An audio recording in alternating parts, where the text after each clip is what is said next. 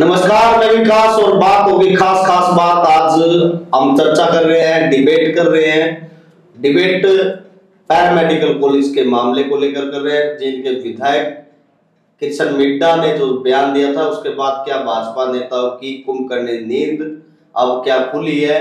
उन तमाम बातों के लिए चर्चा करने के लिए हमारे साथ स्टूडियो में मौजूद है छात्र नेता अजीत पाथरी और विकास कंसल जो कि समाज सेवी है सफीदों से, वो भी हमारे साथ मौजूद है। चलिए आज डिबेट हम शुरू करने वाले हैं। तो उस डिबेट में पहला सवाल हम अजीत पाथरी से लेंगे।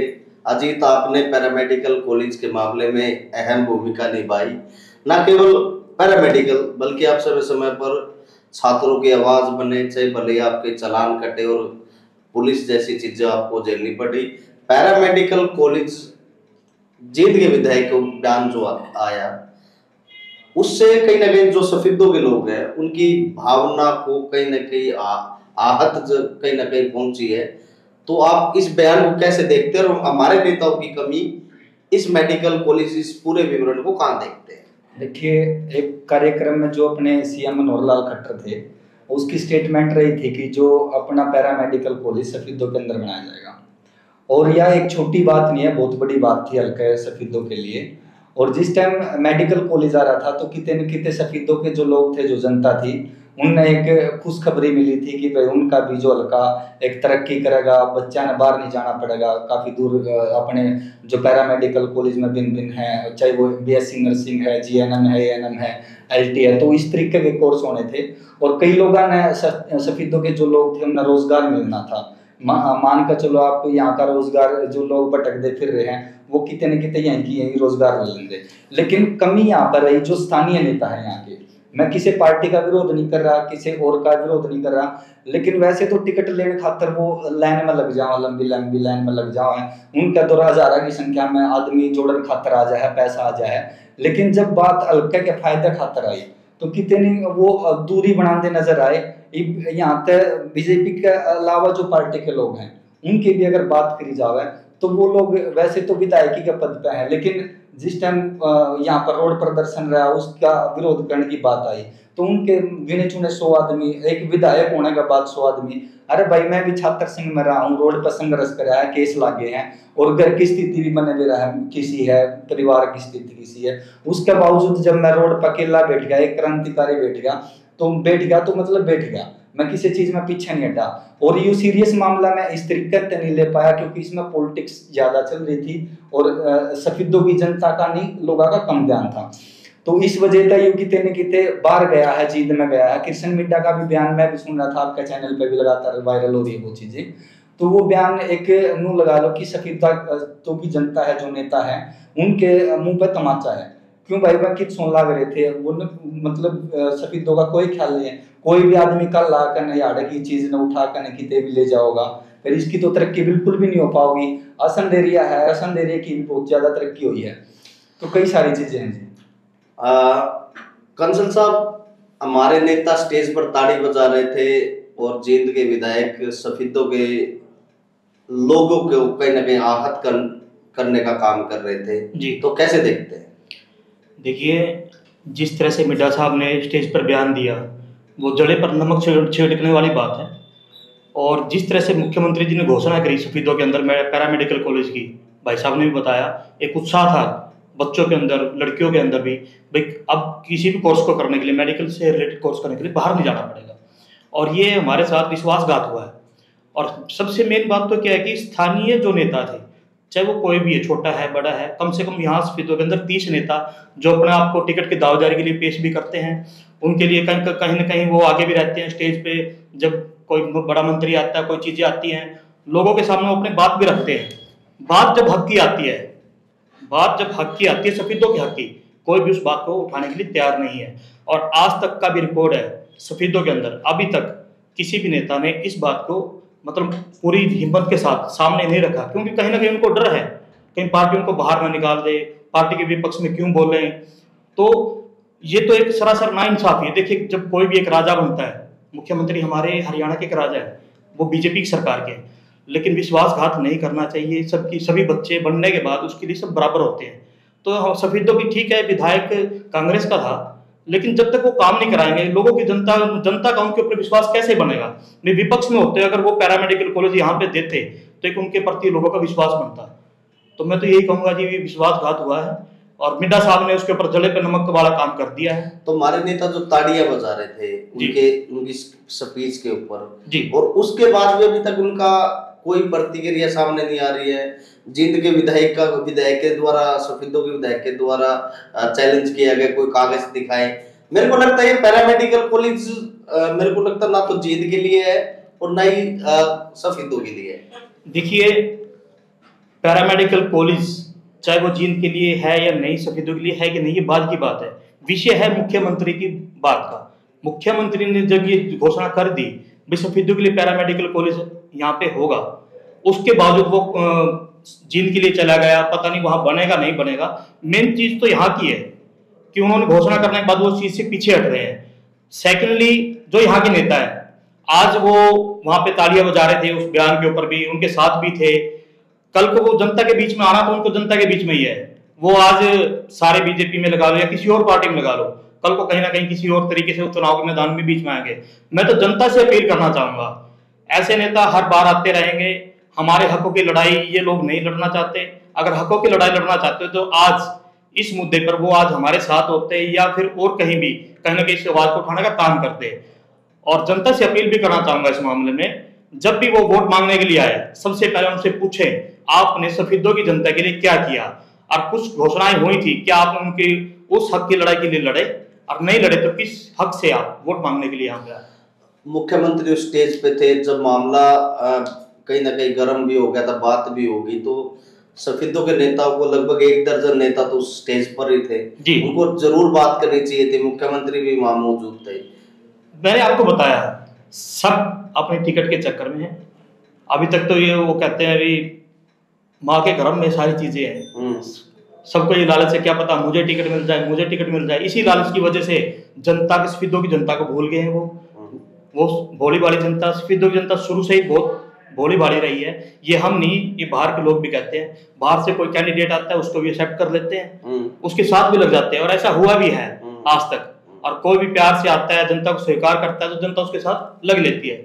लेकिन बात क्या होती है, कोई नेता बनने के बाद जनता के साथ आज तक खड़ा होने का काम नहीं करता। मुख्यतः जैसे अजीत पाथरी, कई जो नेता है वो अपने आप को ज्यादा इस टिकट की कतार में भी मानते हैं। कोई लोग कह देते हैं कि हम पुराने हैं भाजपा के। उनमें से कई मुख्य जो चेहरे हैं, चाहे राजू मोहन की बात करिए, उनकी अध्यक्षता में ये रैली हुई थी, विकास रैली का इसमें नाम दिया, प्रगति रैली का नाम दिया गया।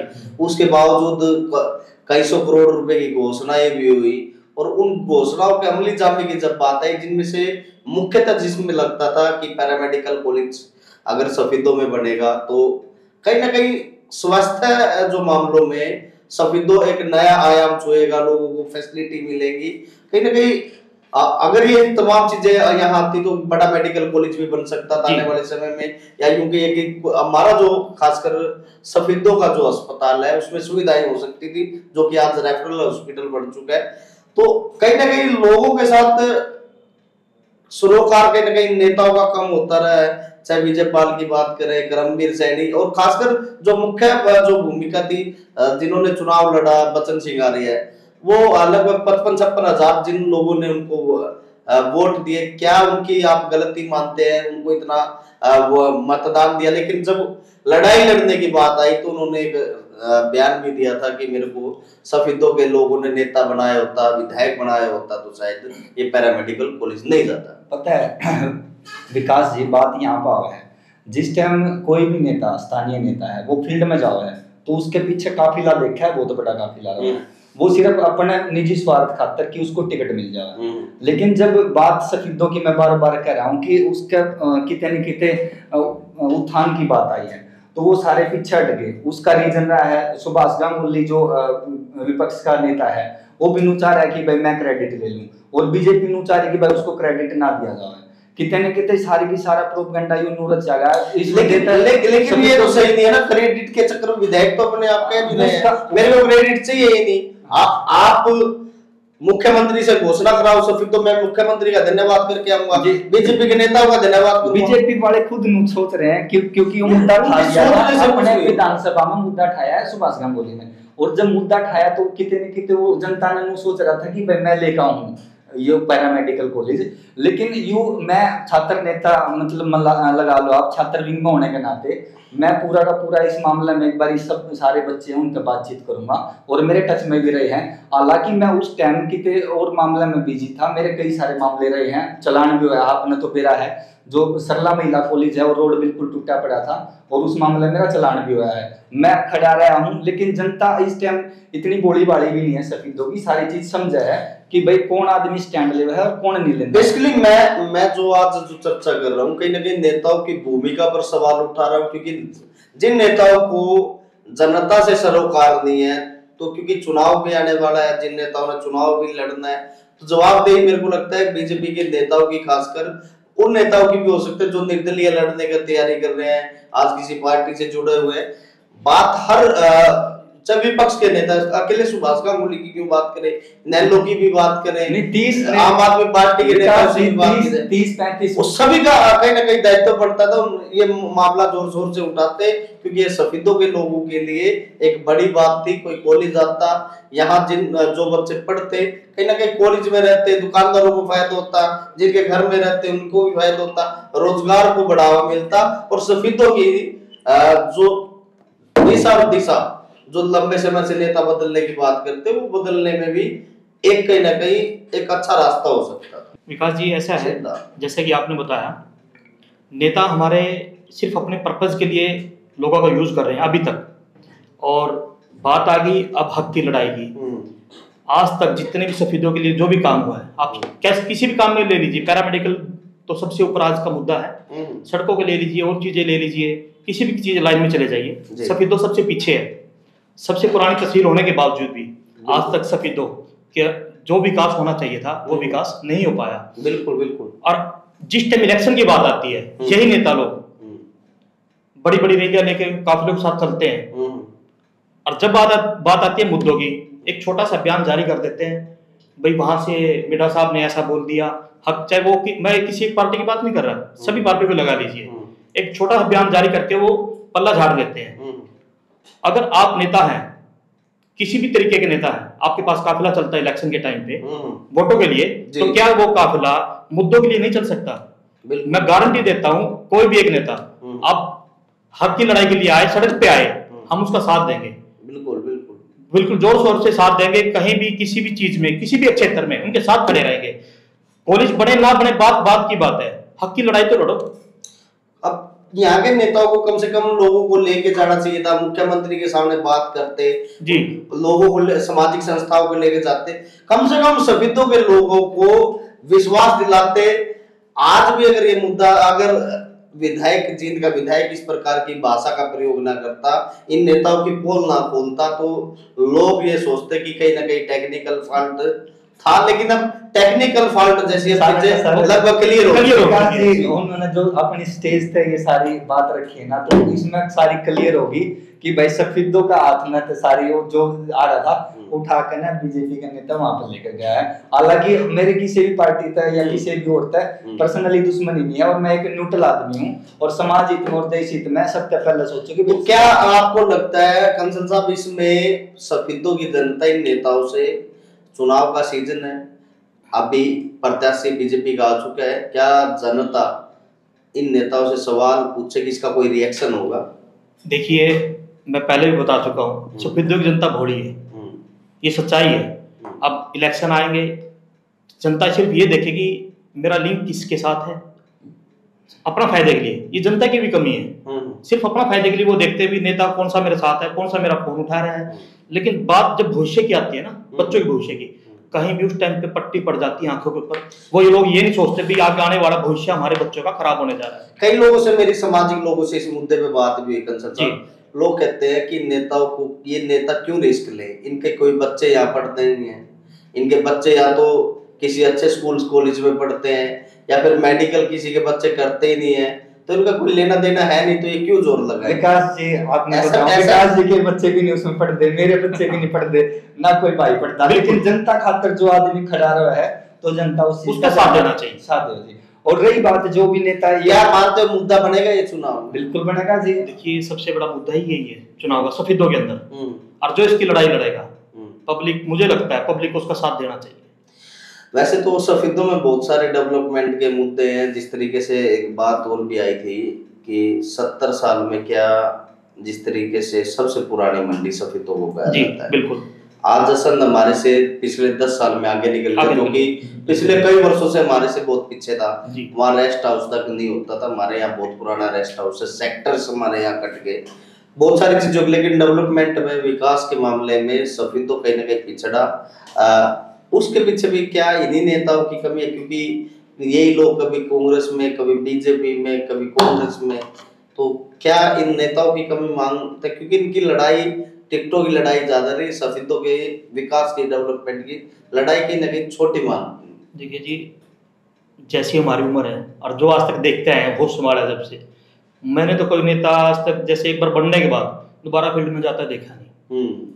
जिस तरह से लोग इलेक्शन के टाइम पे पूछते हैं भाई कोई दिक्कत तो नहीं है, कोई समस्या तो नहीं है आपकी, एक कागज पेन साथ में लेके घूमता रहता है। उसके बड़े बड़े वादे करते हैं लोग, भाई मेरे को एक मौका दो, मैं बिल्कुल बिल्कुल वो लिखते रहते हैं भाई बाद में आपकी समस्याएं सुलझा देंगे, बाद में उसके बाद वो दिखने को भी नहीं मिलते। मेरे को तो कई बार महसूस भी होते, कई नेताओं को जो टिकट मांग रहे हैं, अगर उनसे कोई कह दे कि 72 गांव आप नाम लगातार गिनवा दो, तो मेरे को लगता है 72 गांव तो 20 गांव के नाम नहीं होंगे। बिल्कुल बिल्कुल, नाम भी नहीं याद होंगे।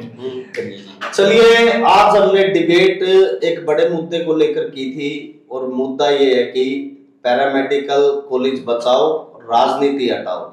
और राजनीति, मैं तो कहता हूँ सभी नेताओं को इससे, राजनीति से ऊपर उठकर सफेदों की आवाज बनकर, और खासकर भाजपा नेताओं से मेरा सवाल जरूर रहेगा, क्योंकि पत्रकारों की भी एक बड़ी जिम्मेवारी समाज में रहती है, हम भी उसका निर्वहन कर रहे हैं। और इन नेताओं को मैं कहूँगा कि ये कागज दिखाएं, जींद के विधायक के द्वारा जो बयान दिया गया, अगर इनके पास कोई डॉक्यूमेंट नहीं है तो सफेदों में इस पैरामेडिकल कॉलेज को लाने का काम करे, क्योंकि जनता भी अब शायद जागरूक हो चुकी है। इस मामले को और गर्मी ना मिले तो खासकर बीजेपी के जो सफेदों के नेता है, इस पर काम करना चाहिए, इस पर गंभीरता से कहीं ना कहीं चर्चा करनी चाहिए, मुख्यमंत्री के सामने मामला रखा जाना चाहिए। आपने समय दिया, आप सभी मेहमानों का बहुत बहुत शुक्रिया, बहुत बहुत धन्यवाद। बहुत बहुत धन्यवाद जी। और आपके चैनल का माध्यम से एक संदेश है मेरा जी कि राहें जहां तक जाएगी राहगीर वहां तक जाएगा, मत पूछ दरिया से कि नीर कहां तक जाएगा, उठा धनु खींच डोर को साध निशाना, बाकी बाद में देखी जाएगी तीर कहां तक जाएगा। तो मेरा कहने का मतलब ये है, जितने भी छात्र हैं वो एक संगठित रहें, और जो भी अपनी मांग है वो बिल्कुल सरकार के सामने रखें। ये नेता के भरोसे नहीं रहा, नेता तो सब अपना अपना फायदा देखेंगे। तो अपनी संगठित रहने का मैं एक संदेश दे रहा हूँ आपके माध्यम से। बहुत बहुत धन्यवाद।